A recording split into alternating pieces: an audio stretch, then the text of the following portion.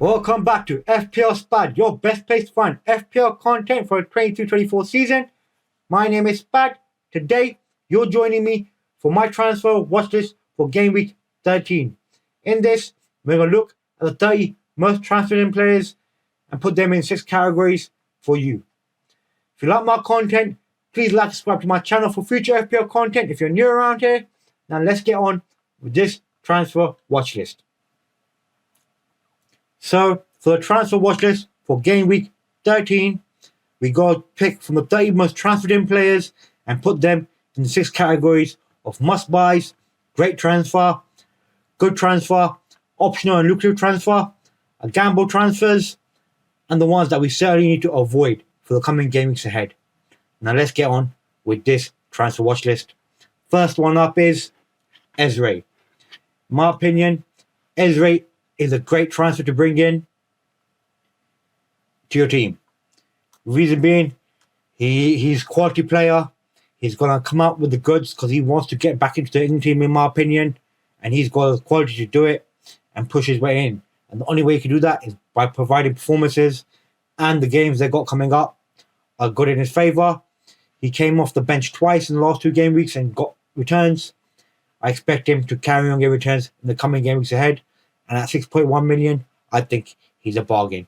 So in my opinion, a great transfer. Then we have Alvarez. I think he's optional, really, at the moment, because he hasn't been getting many points in returns. I took him out a while back before he started dropping in form. He's going to be coming back from the international break maybe late, so I'm not exactly sure he's going to be available for the first game against Liverpool. We don't know what type of game Pep is going to play.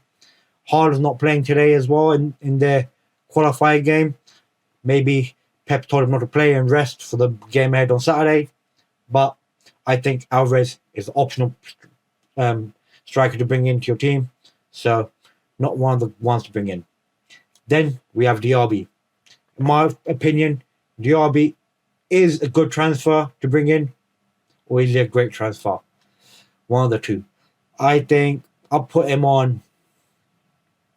I actually have to put him on great because he's performing and the games that they've got coming up are good.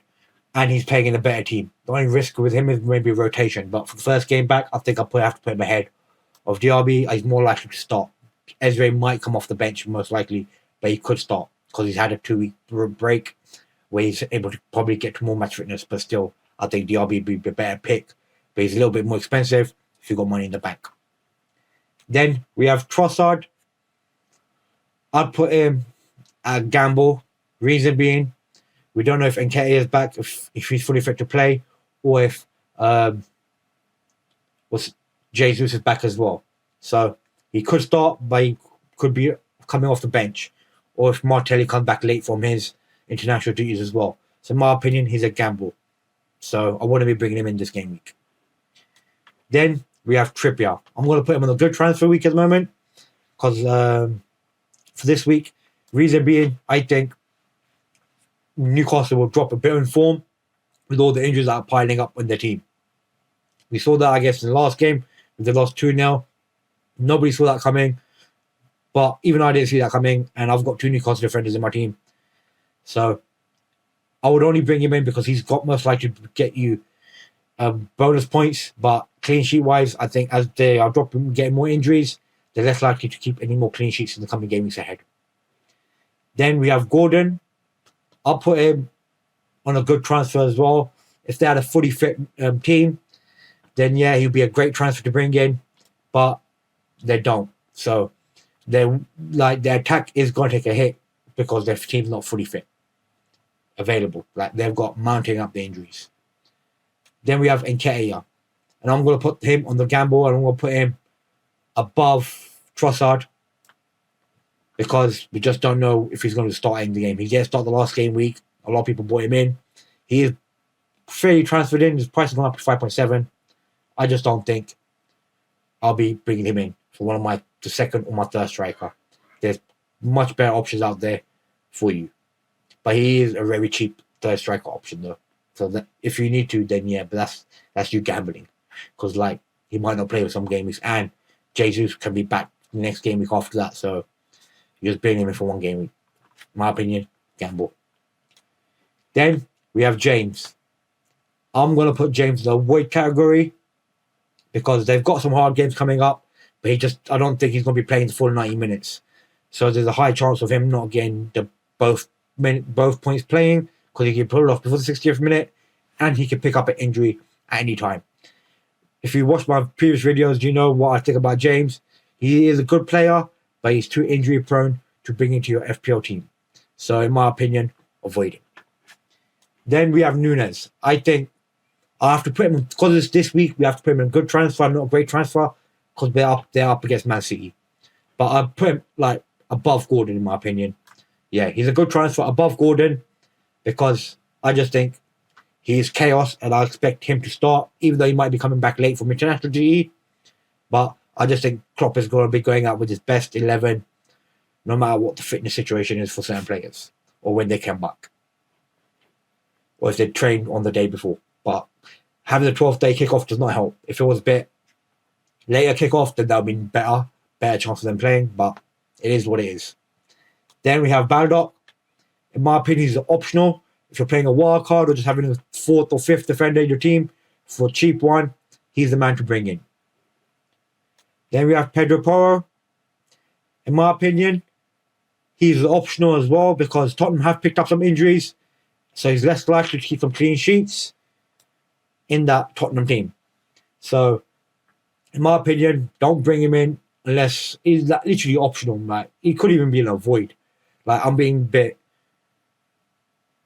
like generous by putting him in the optional category.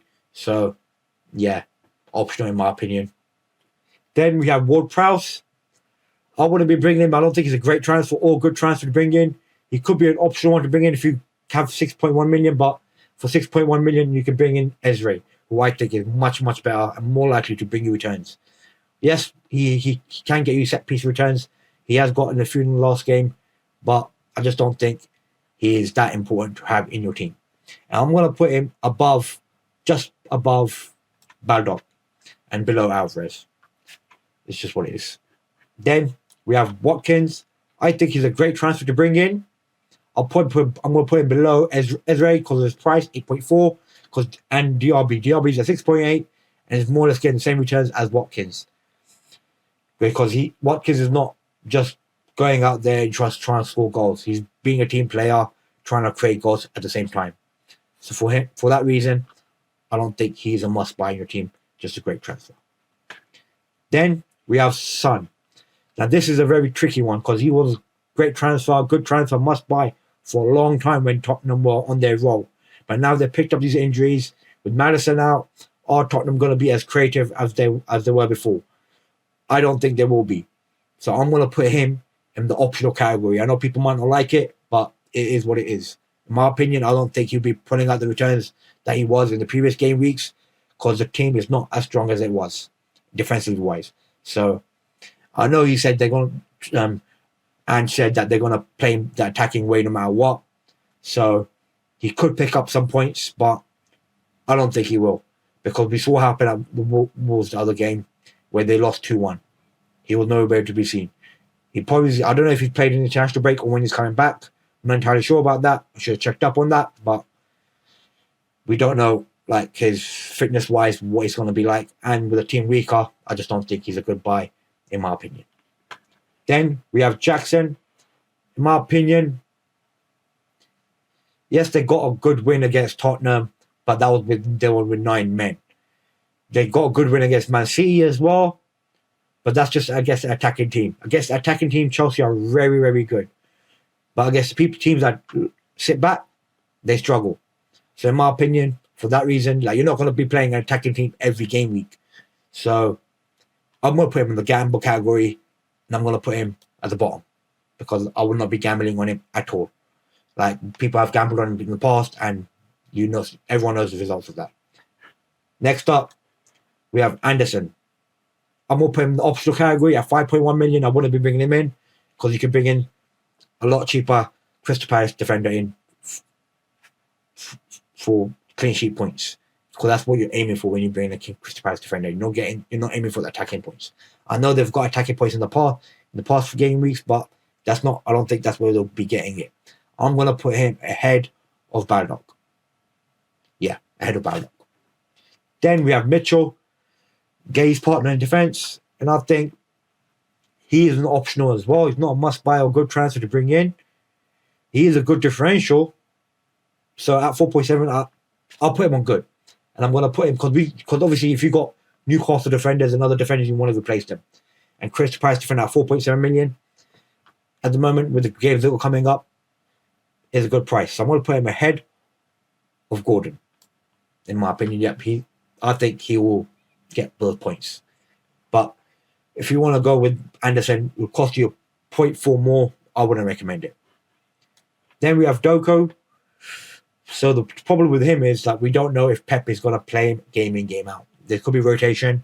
And because we're coming straight back from the international break, like, we don't know exactly, like, if, say, like, previous game week, we saw that he played in the Champions League game. And he didn't play in the Champions League game, so we knew he was going to play in the Premier League game. So, like, but we have no indicators this time. So in my opinion, he's a gamble to bring in. A lot of people have bought him in the last 2 game weeks, but in my opinion, he's a gamble. And I'm going to put him above Nketiah. Because I'm more likely to gamble with Doku than I am with Nketiah. Then we have Sterling. Yes, he's on form. But yet again, like I said about Chelsea, they are good against attacking team, but less so against a defensive team. So, in my opinion, I wouldn't be bringing him in. I don't think he's a great transfer to bring in. I think I'm going to put him in the optional category. So, but again, like, when the optional, I'll put him ahead of Ward-Prowse. I think, yeah. I'll bring him Sterling ahead of Ward-Prowse. Then we have Haaland. He is a must-buy, but we don't know if he's going to start because he has the yellow icon on his triangle on his name. So we all know he will start. So, but is he a must-buy? It is a hard game this game week. If you don't have him this week, maybe you bring him the week after. So I'm going to put him on a great transfer if you don't already have him at the top. But if you're looking to make hits like -8 to bring him in, then I don't think I can recommend that because, like, yeah, Liverpool game is not going to be an easy game, and he has got a niggle. That's what, according to what they've told us.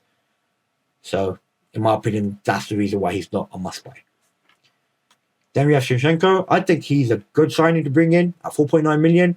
He's looking like his old self again, where he's playing the inverted role. Very good. So I think I'm going to put him ahead of Mitchell because I think he is probably the best defender to bring in if you want to replace Trippier or any other Newcastle defender that you have, or even Cash, because Cash hasn't been returning. He's not on this list because no one's been bringing him in. People have been taking him out slowly. Some people are waiting, but I don't know what for. But they should just take him out. Then we have Milenko. A lot of people have started bringing him in. He has had good returns in the last 2 game weeks. And with Everton being sanctioned in the last week, I think they will come out with a bang. They have to because they've got something to prove and they have to stay up. So they have to start winning games. Like, even though they've won game before, they had good form. So in my opinion, he's a good transfer to bring in as well for replacement for a Newcastle defender. And I'm going to put him ahead of Mitchell. Because he's cheap at 4.4 million. Then we have Timiskas. I didn't think he would start the last game. He did play half the game in the Europa game. So that's one of the reasons why I didn't think he would start. But he did. And he played majority of the games, got 2 assists, and got 15 points in the end. Got all 3 bonus points. Not by himself with Salah, he shared it. But still 15 points. I think he's a good transfer to bring in. But it is a gamble. Because Klopp can always fidget around with Gomez and other players coming in. So I'm going to put him the same as Mitchell. But actually, I'll put him ahead of Mitchell because he's got a chance of getting attacking returns because he's taking 3 corners from the left-hand side. So for that reason, I'll put him on a good transfer. Then we have Solanke, who has been coming back to form a little bit. He has scored already more goals than he did last season. I brought him into my team last season at one point of the season, probably the perfect time when he was scoring goals. And then I took him out, and then he got no returns after that. So that was perfect for me. This time around, I've missed a bit. He's already got some returns last game week against Newcastle. That was unexpected. And they got all right runs of games coming up as well. So in my opinion, he's a good transfer to bring in, maybe for a third striker. or even maybe could be a gamble. Actually, you know what? I'm gonna put him on a good transfer. My gut feeling. I just think he's a quality player, and when he's on form, he does score goals. So I'm gonna put him below Mitchell. Yeah, put him below Mitchell. Then we have Mbemo. I think Mbemo is not the player you need to bring in now. They got a home game against Arsenal, which is a hard game, but they got good games after that though. So it is a bit of a pickle. So for now, I'm going to put him in the optional category. I wouldn't be bringing him in this game week unless you have to, if you want to make some money for other transfers. Otherwise, yeah, I think he's an optional midfield to bring in, and I'm going to put him behind. Actually, yeah, I'm going to put him behind Sterling. Actually, no, I can't because he's been on form. I have to put him ahead of Sterling. He's consistent returners throughout the season. So for that reason, yeah, ahead of Sterling. Then we have Saka. I think Saka's a great transfer to bring in.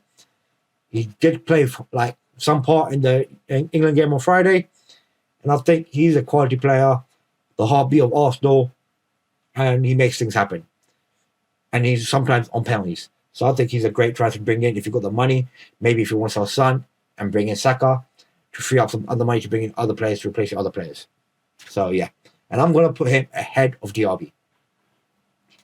And then we have Mo Salah, who's at 13 million now, $500,000 up in price from the starting price. And I'm going to put him at must buy, even though they're playing Man City this game week. I just think Liverpool are going to be on it. It's going to be a very open game. Salah will probably score a penalty in the game and maybe get an assist or a goal. So I think that's a good return. So it's a goal and an assist, goal from penalty, 2 bonus points. That's 9 points there. 2 points for playing, 11 points. I think that's a good return, and he could be my captain this game week, even though it is against Man City away. It is a hard game, but Salah always shows up for the big games. He's been the king of FPL for many, many years now, and I'm not doubting him ever again like I did at the start of the season. That was a mistake on my part. Now, we have Saliba. I think he's a great transfer to bring in. He's a heartbeat of Arsenal defence. And yeah, he's a heartbeat of Arsenal defence. And he's likely to get some clean sheet points if Arsenal keep clean sheets. For bonus, he'll get bonus points for that. And he's likely to get some sort of goal or an assist from set pieces when they're attacking. Because he has shown he has the aerial abilities to get goals. And then we have Palmer. Chelsea do have some hard games, and if you look at Palmer, he scored 4 goals this season so far.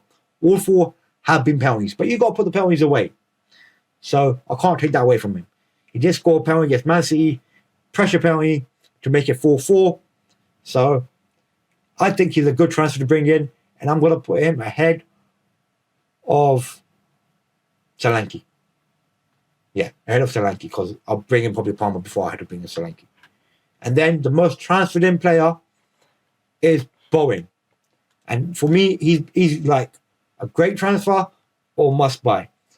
Reason being, I don't know. I'm thinking his goals will dry up, but he's not drying up. I think he's gone to a higher position maybe now, playing ST.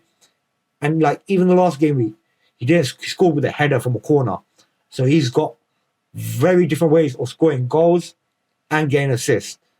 So I think he has to be a must buy now at 7.7 million. I waited too long. I still haven't bought him in. And I'm regretting it because he was at 7 million at one stage. And when I was thinking about bringing him in, he was at 7.4.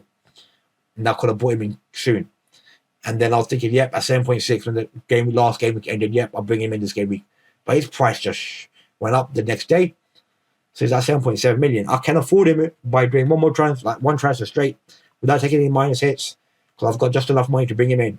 If his price goes up again, then I can't bring him in. But if you guys have got the money, bring him in. But the bad thing about this is if he blanks, he's a highly owned player, and like you will drop in rank with a lot of people around you when other people have differentials and they'll just boost past you. So that's what you got to take into account. And that is it for this transfer watch list for game week 13. These are the 30 must pick players most transferred in players for this game week, and I'll put them in these 6 categories. As you can see, I haven't been that harsh this time. I've only put one player in the avoid section. I've put more players in the probably optional section and the good transfer sections than I should have. Maybe some of the good ones should be in optional, and some of the optional ones should be in avoid. But then it just comes down to personal preference. I'm just giving you my opinion of what I think of the transfers that are going in this game week. In my opinion, just get the must-buys is probably the most important transfers to look to bring in. And the great transfers, if most of them you should already have, probably still already have Watkins, probably have Haaland already. So if you want to bring in Ezra, probably not have him because he's just come back from injury. In my opinion, a great transfer and a good differential pick, in my opinion. He's very lowly owned, and he could come in a clutch for you for the next coming game weeks ahead. So that's it for this transfer watch list for game week 13. I hope you enjoyed it and found it interesting and got some tips off it for your transfers for this coming up game week number 13. If you like my content, please like and subscribe to my channel for future FPL content if you're new around here, and please share it with your friends and your families and help me grow to a bigger YouTuber. Thank you again for watching me. See you again next time. See ya!